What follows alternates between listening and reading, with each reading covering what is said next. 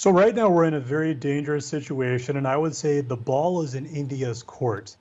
Consider that after the February 14th Milton attack in Jammu and Kashmir that triggered the Indian response that came yesterday with an airstrike into Pakistani airspace, Pakistan said they're going to give a response, and they did as well.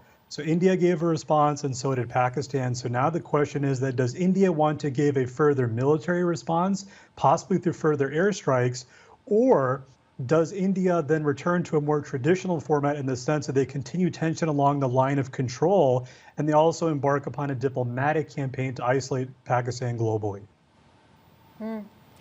I don't know how much of that would happen at this stage, because we've already had an official statement from the Foreign Minister, Sushma Swaraj, saying that India also doesn't want to escalate matters further. It's really about what kind of dialogue the two leaders can have from here on.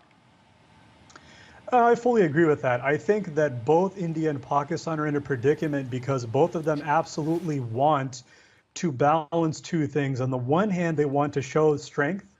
They want to show firmness. They want to show that they're willing to retaliate if necessary. But at the same time, both of them very clearly want a de-escalation. Consider, for example, the Indian Foreign Secretary's comments yesterday. He was very careful to say that this strike was a non-military preemptive action that was not against an Indian or a Pakistani military target. And then, as you pointed out, Tanvir, Imran Khan, after Pakistan's action today, also called for a dialogue as well. So the question now is that do India and Pakistan decide to take that route to de-escalate, or is there going to be further action? Frank? Yeah, Faisel, Frank here.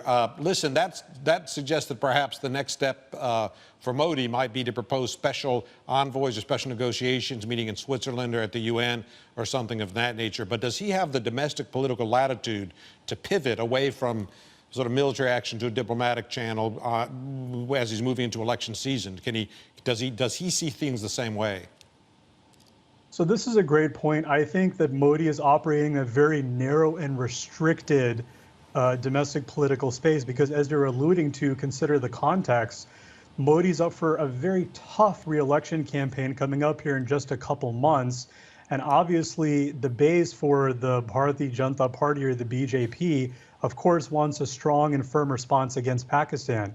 So I think at this point, if Modi is going to try to take that path, they need to probably take a little bit of a break to ease off on some of the tensions before they can do a very quiet behind-the-scenes de-escalation. And obviously, both India and Pakistan, if they do choose to de-escalate, are going to try to spin this in a way so that they can, for their domestic political constituencies, portray a victory that we did not back down, we achieved our objectives, but in the greater interest of harmony, we're going to have a better management of the situation. Hi, I'm Emily Tan, and thanks for watching CNBC. You can check out more of our videos by clicking on the boxes on the screen, and don't forget to subscribe to the channel for more. Thanks for watching.